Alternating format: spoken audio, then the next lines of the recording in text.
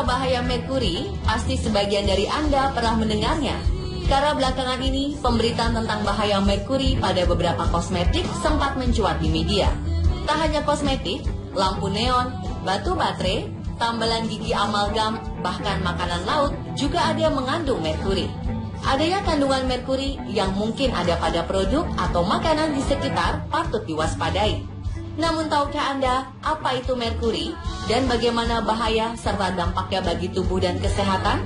Berikut, On The Spot akan memaparkannya dalam bahaya merkuri.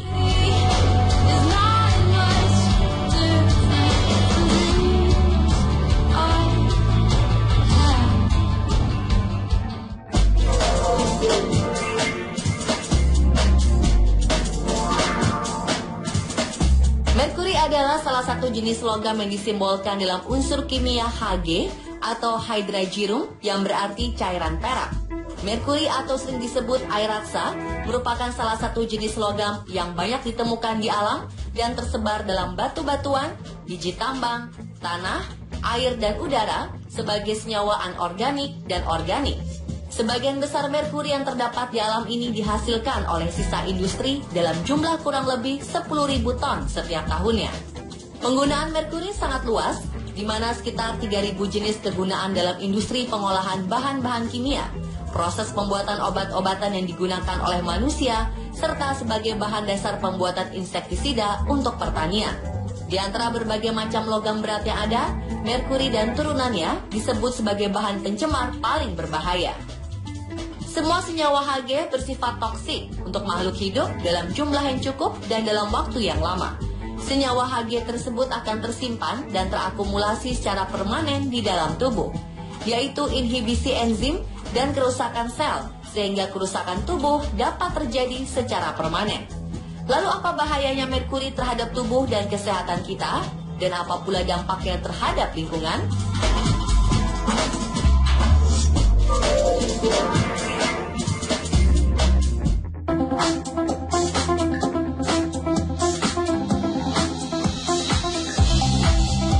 Jenis merkuri yang dikenal ada dalam 3 bentuk merkuri, yakni merkuri elemental, merkuri inorganik, dan merkuri organik.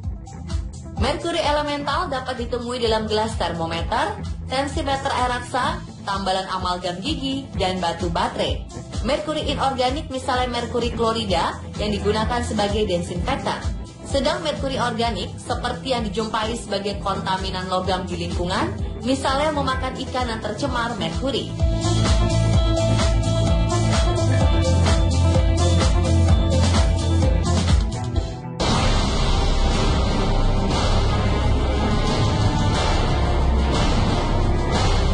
Semua komponen merkuri dalam bentuk apapun yang masuk ke dalam tubuh manusia secara terus menyebabkan berbagai kerusakan permanen pada otak, hati, dan ginjal. Jangka waktu, intensitas, dan jalur paparan serta bentuk merkuri sangat berpengaruh terhadap sistem yang dipengaruhi. Keracunan akut oleh elemen merkuri yang terhisap mempunyai efek terhadap sistem pernafasan. Sedang garam merkuri yang tertelan akan berpengaruh terhadap sistem saluran pencernaan dan efek terhadap sistem kardiovaskuler merupakan efek sekunder. Paparan melalui uap merkuri atau garam merkuri melalui saluran pernafasan juga dapat mengakibatkan kegagalan ginjal karena terjadinya proteinuria atau nephrotic syndrome dan tubular necrosis akut. Kemudian apabila terjadi akumulasi pada ginjal yang diakibatkan oleh masuknya garam inorganik merkuri akan menyebabkan turunnya kemampuan fungsi ginjal atau disfungsi ginjal. Sedangkan merkuri yang terpapar melalui kulit dan bekerja merusak pigmen-pigmen kulit sebagai akibat memakai produk kosmetik yang mengandung merkuri akan berakhir pada mimpi buruk, akan hilangnya kecantikan secara alami bahkan fisik. Karena akan memunculkan efek kebalikan dari yang diterimanya selama menggunakan merkuri.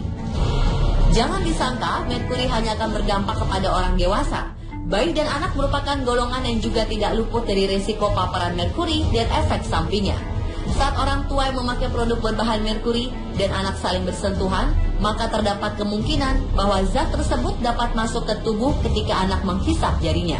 Secara khusus, keracunan merkuri pada anak disebut infantile acrodonia yang dapat dikenali dengan munculnya gejala rasa sakit serta warna merah muda pada tangan dan kaki.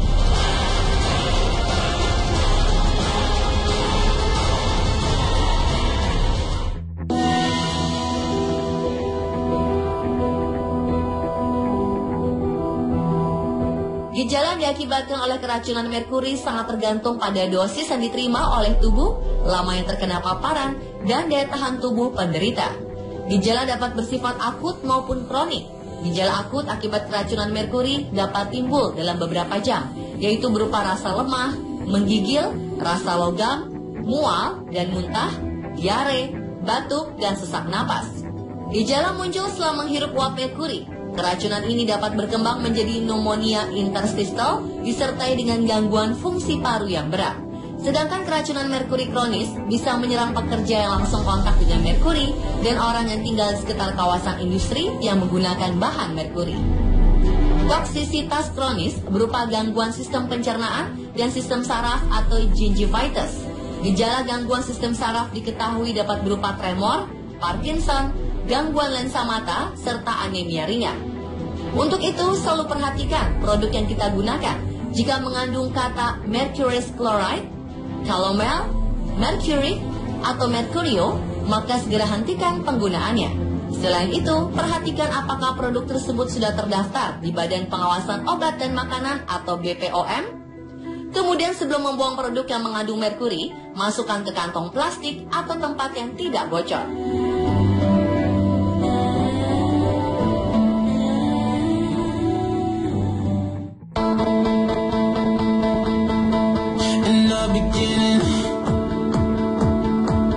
Dan untuk menghindari bahaya merkuri tersebut, kita harus waspada dengan pemilihan dan pemakaian produk yang biasa kita gunakan sehari-hari, seperti produk kosmetik, batu baterai, lampu neon, dan makanan yang bebas merkuri.